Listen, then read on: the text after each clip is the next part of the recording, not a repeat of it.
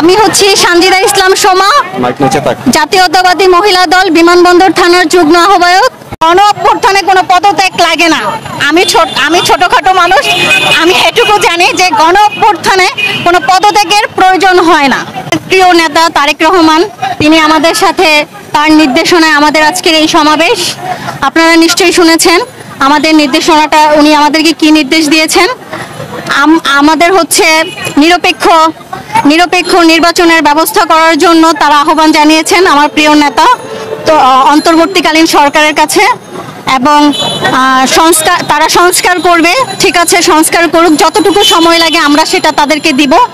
তবে সংস্কারটা মানে নির্বাচন করার মতো পরিপ্রেক্ষী, সেই পরিস্থিতি সৃষ্টি হওয়ার জন্য যতটুকু সময় লাগবে আমরা দিব, আমরা তাদের পাশে আছি।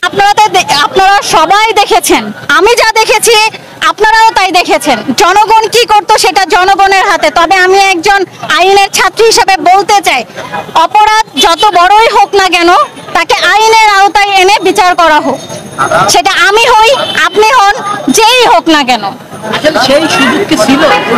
সেই সুযোগ ছিল, থাকবে কি করে ভাই, সেটা তো আপনারাও দেখছেন।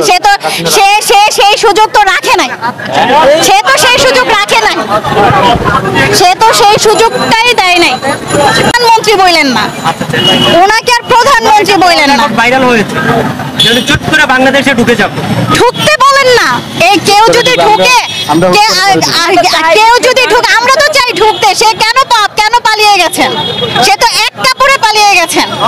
আর সে ঢুকুক না, আমরা তো ঢুকতে বলতেছি, আমরা তো তাকে দেশ থেকে বিতাড়িত করিনি। আমরা কি একবারও বলছি স্বৈরাচারী শেখ হাসিনা দেশ থেকে বিতাড়িত হোক? সে নিজের ইচ্ছায় দেশ ত্যাগ করেছে।